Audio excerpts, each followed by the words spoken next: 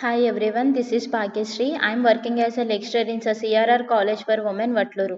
In this video session, I am going to deal a paper, Embryology, Physiology and Ecology paper.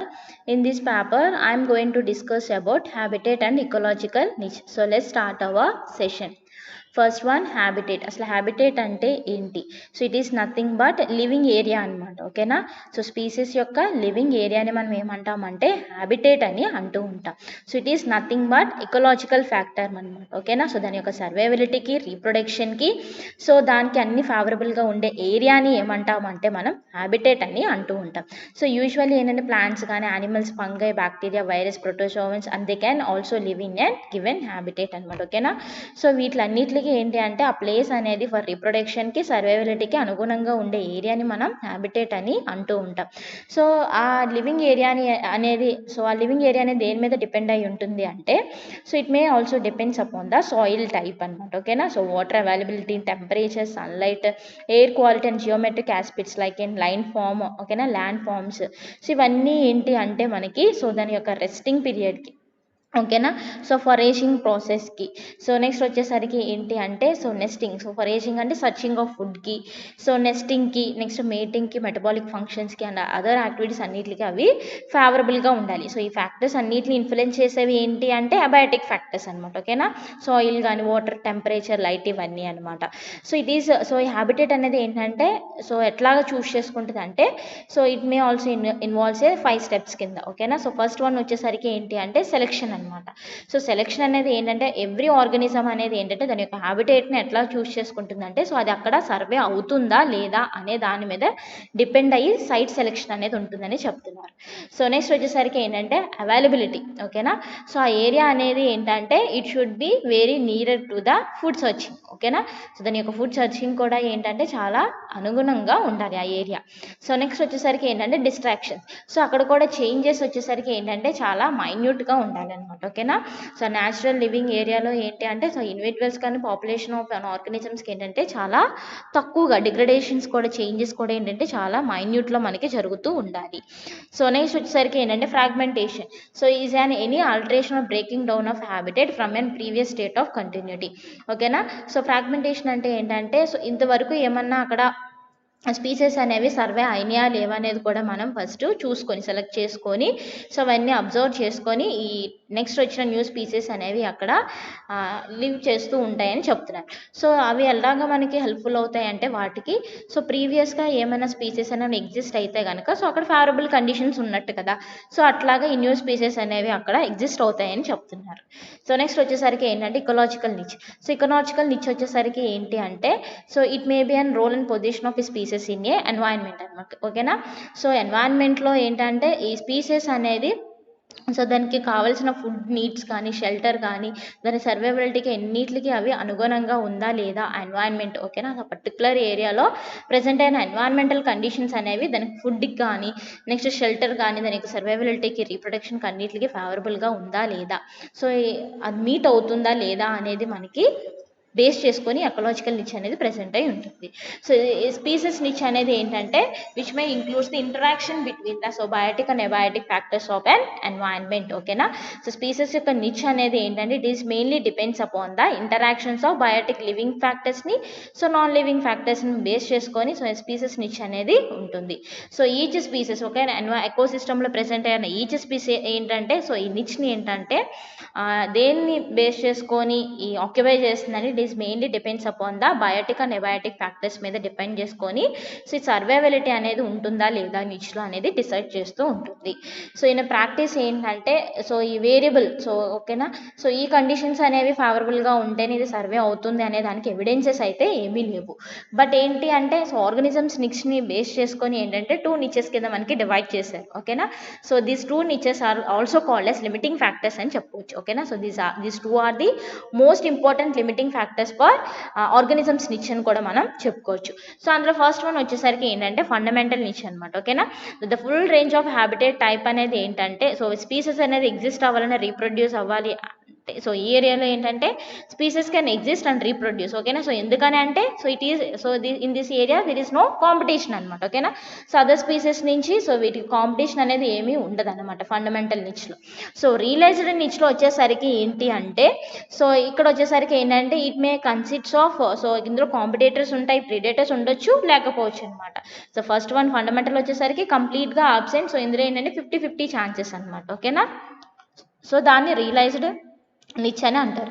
So gas అని ఆయన ఏంటి అంటే so దీన్ని explain చేస్తూ ఒక ఎక్స్పెరిమెంట్ అనేది చేశారు. సో ఈయన పారామీషియంలో 2 స్ట్రెయిన్స్ అనేది తీసుకొని దాన్ని సెపరేట్గా కల్చర్ చేశారు, టుగెదర్గా కల్చర్ చేశారు. సో సెపరేట్గా కల్చర్ చేసినప్పుడు ఏంటంటే దే కెన్ రీప్రొడ్యూస్ ర్యాపిడ్లీ అనమాట. ఓకేనా. సో అది ఫ్రీగా సర్వే అయినాయి. సో నెక్స్ట్ ఏంటంటే ఈ లివింగ్ కండిషన్స్ కానీ రీప్రొడక్షన్ కెపాసిటీ కానీ అన్నీ సేమ్గా ఉన్నాయన్నమాట. ఓకేనా. So they can be favourable conditions అన్ని వాటికి అడాప్ట్ చేసుకున్నాయి అనమాట. ఓకేనా. సో నెక్స్ట్ వచ్చేసరికి ఏవైతే స్పీసెస్ని కల్చర్ చేస్తూ టుగెదర్గా కల్చర్ చేశారో అందులో ఒక స్ట్రెయిన్ మాత్రం ఏంటి అంటే it can competed with the another one అనమాట. ఏదైతే వీక్గా ఉంటుందో it can B eliminated from this culture అనమాట. ఓకేనా. సో కమ్యూనిటీ నుంచి ఏంటి అంటే సో అది ఎలిమినేట్ అయిపోతూ ఉంటుంది. సో ఏదైతే డామినేట్ వన్ ఉంటుందో అది సర్వే అవుతూ ఉంటుంది. సో ఇట్లాగే మీడియం టెంపరేచర్ డైట్ లైట్ కూడా ఏంటంటే ఆర్గనిజం యొక్క సర్వేవిలిటీ సో నిచ్లో ప్రెసెంట్ అయిన ఈ ఆర్గనిజం యొక్క సర్వేవిలిటీని ఏంటంటే డిసైడ్ చేస్తుంది అనేది మనకి చెప్తున్నారు. సో నెక్స్ట్ వచ్చేసరికి ఏంటంటే species with an broad niche అనమాట. ఓకేనా. సో ఒకవేళ కానీ డిఫరెంట్ టైప్స్ ఆఫ్ స్పీసెస్ అని ఏంటంటే వ్యాస్ట్ వేరియా అనేది ఉంటే కనుక so it is having so ఈ ఎన్విరాన్మెంటల్ కండిషన్లో కూడా మనం వ్యాస్ట్ రేంజ్ ఆఫ్ చేంజెస్ అనేవి త్రూఅవుట్ లైఫ్ టైంలో మనం చూడొచ్చు. సో అప్పుడు ఏంటంటే so survive on and diverse type of preys అనేవి ఏంటంటే వాటి దగ్గర సర్వే అవుతూ ఉంటుంది. సో వ్యాస్ట్ ఏరియా అనేది ఉంది. సో వ్యాస్ట్ ఎన్విరాన్మెంటల్ కండిషన్స్ ఉన్నాయి. సో డిఫరెంట్ టైప్స్ ఆఫ్ ఓకేనా ప్రేస్ అనేవి సర్వే అవుతూ ఉంటాయని చెప్తున్నారు.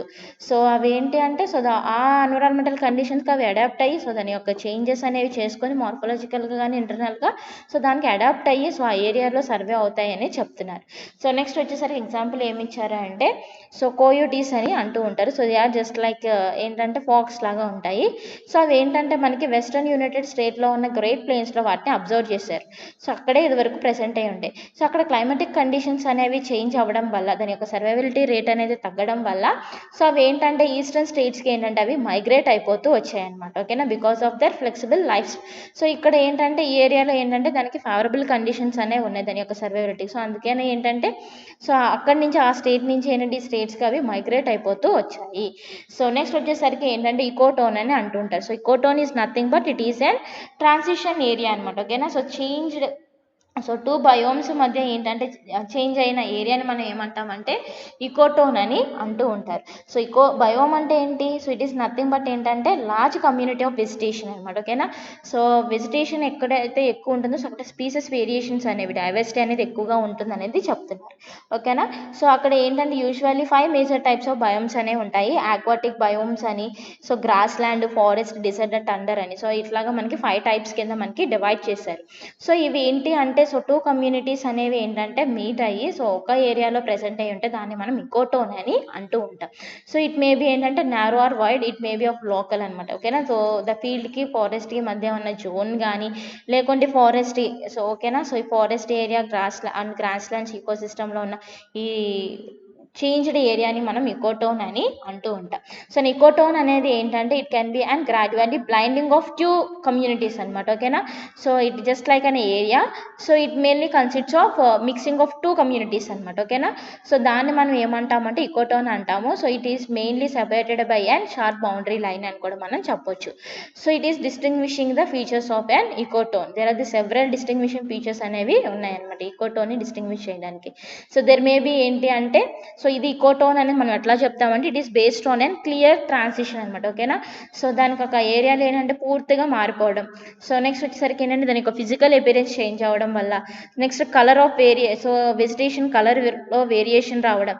సో స్పీసెస్ యొక్క మార్ఫోలాజికల్ ఫీచర్స్లో చేంజెస్ రావడం. So these all are the indicators of ecotone అని మనం చెప్పొచ్చు. సో ఇకోటోన్ అనేది ఏంటంటే it describes the variation in the species prevalence అని కూడా మనం చెప్పొచ్చు. So it is not restrictly depend upon the major physical factors that are separating the ecosystem from the another ecosystem. ఓకేనా. It is notly strictly depends upon ఓకేనా. So ఇది ecosystems అనేవి ఏవైతే change అవుతాయి, సో ఈ కంప్లీట్గా change అనేది చెయ్యదు, కానీ it may some may causes అనమాట. ఓకేనా. So ecotone is often harder to measure it to create and diverse ecosystem. ఓకేనా. సో దీన్ని ఏంటి అంటే మనం మెజర్ చేయడం అనేది somewhat it is difficult అనమాట. But it creates and diverse ecosystem అని చెప్తాం. ఓకేనా. సో అది చేంజ్ అవ్వడం వల్ల ఏంటి, డైవర్స్ ఈకో సిస్టమ్ అనేది మనం చూడొచ్చు, వేరియేషన్ అనేది చూడొచ్చు ఈకో సిస్టమ్లో, విత్ ఇన్ ఈకో సిస్టమ్లో. సికోలైన్ వచ్చేసరికి ఏంటి అంటే, సో ఈ ఫిజికో కెమికల్ ఎన్వైరన్మెంట్లో ఏంటంటే ఫిజికో కెమికల్ ఫ్యాక్టర్స్ అనేవి ఏంటంటే, so 1 or 2 physico chemical factors వల్ల ఏంటంటే ఫిజికో కెమికల్ ఎన్వైరన్మెంటల్ కండిషన్లో చేంజ్ వస్తే దాన్ని ఇకోలైన్ అని అంటూ ఉంటాం. సో మనకి ఈ ఫ్యాక్టర్స్ ఏంటి అంటే, ఈ ఫిజికో కెమికల్ ఫ్యాక్టర్స్ ఏంటి అంటే, so it may indicates the presence or absence of certain species. ఓకేనా. సో ఈ ఫ్యాక్టర్స్ అనేవి ఏంటంటే, సో వీటి వల్ల స్పీసెస్లో చేంజెస్ అనేవి రావచ్చు, రాకపోవచ్చు అనమాట. ఓకేనా. సో ఇకోలైన్ వచ్చేసరికి ఏంటి అంటే కెన్ బి ఆఫ్ థర్మోక్లైన్ అని టెంపరేచర్ గ్రేడియంట్లో చేంజ్ రావడం, నెక్స్ట్ కీమోక్లైన్ అని కెమికల్లో సో కెమికల్ కాంపోజిషన్స్లో చేంజెస్ రావడం, హాలోక్లైన్ అంటే సో ఆ ప్రెసెంట్ అయిన వాటర్లో సెలినిటీ కండిషన్స్ అనేవి చేంజ్ అవ్వడం, నెక్స్ట్ వచ్చేసరికి ఏంటంటే ఫెజనోక్లైన్. ఓకేనా. సో ఫెజనోక్లైన్ అంటే వేరియేషన్. ఓకేనా. సో ఈ టెంపరేచర్ సెలినిటీ వల్ల సో వాటర్ డెన్సిటీలో మనకి చేంజెస్ అనేవి రావడం అనే దాన్ని మనం ఏమంటాము అంటే ఇకోలైన్ ఫ్యాక్టర్స్ అని కూడా మనం అనొచ్చు. సో ఇకోలైన్ వచ్చేసరికి it is always associated with the ecotone అనమాట. సో ఎడ్జ్ ఎఫెక్ట్ అని అంటారు. సో ఎడ్జ్ ఎఫెక్ట్ వచ్చేసరికి ఏంటి అంటే, so it is mainly caused by the environmental factors అనేవి కాజ్ చేయడం వల్ల సో ఈ 2 కమ్యూనిటీస్ అనేవి మనకి సెపరేట్ అవుతూ ఉంటాయి అన్నమాట. సో ఓకేనా. సో అట్లా సెపరేట్ అయ్యి సో ఈ ఒక నారో ఆర్ వైడ్ స్పేస్ అనేది ఆ రెండిట్ల మధ్య ఏర్పడుతుంది అనమాట. సో దాన్ని మనం ఏమంటాము అంటే ఎడ్జ్ ఎఫెక్ట్ అని అంటూ ఉంటాం. ఓకేనా. సో ఆ సెపరేట్ అయినవి ఏంటంటే నెక్స్ట్ ఫర్దర్గా దాని యొక్క లైఫ్ అనేది లీడ్ చేయాలి, కాబట్టి అక్కడ ప్రెసెంట్ అనే ఆ ఏరియాలో ప్రెసెంట్ అనే క్లైమేటిక్ ఫ్యాక్టర్స్కి ఏంటంటే అవి టాలరెంట్గా ఉండాలి. సో ద ఫర్దర్ ఇకాలజీ ఏంటంటే the edge effect refers to the changes occurring at the boundary of 2 habitats అని కూడా మనకి చెప్తున్నారు. సో ఈ 2 హ్యాబిటేట్స్ మధ్యలో ఏంటంటే ఈ చేంజెస్ అనేది రావడం వల్ల సో ఈ బౌండరీ లైన్ అనేది ఫామ్ అవుతుంది. దాన్ని మనం ఎడ్జ్ ఎఫెక్ట్ అని అంటూ ఉంటాం. As the edge effect increases the boundary habitats allows for the greater biodiversity. ఓకేనా. సో ఇట్లాగా మనకి 2 కమ్యూనిటీస్ అనేవి చేంజ్ అవ్వడం వల్ల వాస్ట్ వెరైటీ ఆఫ్ బయోడైవర్సిటీ అనేది మనం వాటి మధ్య చూడొచ్చు అని చెప్తున్నారు. సో దీన్ని బేస్ చేసుకొని మనకి ఫర్దర్గా 6 టైప్స్ కింద డివైడ్ చేశారు. సో న్యాచురల్ ఫీచర్స్ వచ్చేసరికి ఏంటంటే which May stabilises the border location. Okay. Like Himalayas కానీ, నెక్స్ట్ ఈ మౌంటైన్స్ కానీ, నెక్స్ట్ ఈ water fall so water ways కానీ, సో ఇవన్నీ ఏంటంటే మనకి సో ఒక స్పీసెస్ నుంచి ఒక కమ్యూనిటీ నుంచి ఇంకో కమ్యూనిటీకి ఏంటంటే సో సెపరేట్ అవ్వడానికి ఒక బౌండరీ లైన్స్ కింద మనకి హెల్ప్ఫుల్ అవుతూ ఉంటుంది. లైక్ అమెరికన్స్ కానీ మనం చూసుకున్న, లైక్ ఫారెన్ కంట్రీస్ కానీ ఇట్లా చూసుకున్న, సో కంట్రీకి ఈ బౌండరీ లైన్స్ కింద లైక్ ఈ మౌంటైన్స్ హిమాలయన్స్ అనేవి ఎలా అయితే ఉన్నాయో సో అట్లాగా బౌండరీ లైన్స్ కింద ఏర్పడతాయని చెప్తారు. సో ఇండ్యూస్డ్ వచ్చేసరికి ఏంటంటే సో టెంపరీ న్యాచురల్ డిస్టర్బెన్సెస్ అనమాట, లైక్ ఫైర్ కానీ ఫ్లడ్స్ కానీ. ఓకేనా. సో ఆర్ ఈ హ్యూమన్ రిలేటెడ్ యాక్టివిటీస్ వల్ల కానీ, నెక్స్ట్ ఏంటంటే subject borders to a successional changes over the time. So ecological succession అని అంటారు. సో వీటిలో చేంజెస్ అనేవి వస్తూ ఉంటాయి. సో ద నారో వచ్చేసరికి ఏంటంటే 1 హ్యాబిటేట్ వచ్చేసరికి ఏంటంటే అబ్రప్ట్లీ ఎండ్స్. ఒక హ్యాబిటేట్ వచ్చేసరికి మనకి ఎండ్ అయితే కనుక సో అనదర్ హ్యాబిటేట్ వచ్చేసరికి ఏంటంటే సో ఆ ఏరియా అనేది సో వేరే టైప్ ఆఫ్ స్పీసెస్కి ఏంటంటే లివింగ్ ఏరియా కింద మనకి ఫామ్ అవుతుందని చెప్తున్నారు. ఓకేనా. 1 habitat ends and other habitats will begins అనమాట ఫర్ అదర్ స్పీసెస్ అనమాట. ఓకేనా. ఫర్ ఎగ్జాంపుల్ ఏంటంటే అగ్రికల్చర్ ఫీల్డ్స్ ఇవి. సో వైడ్ వచ్చేసరికి ఏంటంటే substantial distance separates the border from the point. ఓకేనా. సో ఈ డిస్టెన్స్ కూడా ఎక్కువ ల్యాండ్ ఏరియా అనేది ఫామ్ అవడం వల్ల కూడా సో ఒక్కొక్క స్పీసెస్కి ఒక కమ్యూనిటీకి ఏంటంటే సో సెపరేషన్ అనేది జరుగుతుందని చెప్తున్నారు. With physical condition and vegetation do not differ from this interior of this patch. ఓకేనా. ప్యాచ్. సో ఇక్కడ ఏంటంటే సో విత్ ఇన్ ద ఒక ఏరియాలోనే జరుగుతుంది కాబట్టి సో సెపరేషన్. సో ఇక్కడ ఉన్న ఫిజికల్ కండిషన్స్ కానీ వెజిటేషన్ కానీ పెద్ద వేరియేషన్స్ అనేవి ఉండవు అని చెప్తున్నారు. సో నెక్స్ట్ వచ్చేసరికి ఏంటంటే కన్వాల్టెడ్ అనమాట. ఓకేనా. సో బార్డర్ వచ్చేసరికి ఎప్పుడు ఏంటంటే it should be non linear అనమాట. ఓకేనా. ఎప్పుడు మనకి సమాంతరంగా ఉండకూడదని చెప్తున్నారు. సో పెర్ఫోరేటెడ్ వచ్చేసరికి ఏంటి అంటే సో బార్డర్ వాటర్ మధ్యలో ఉన్న గ్యాప్స్ ఏంటి అంటే so it act as an host for the other habitats అనమాట. ఓకేనా.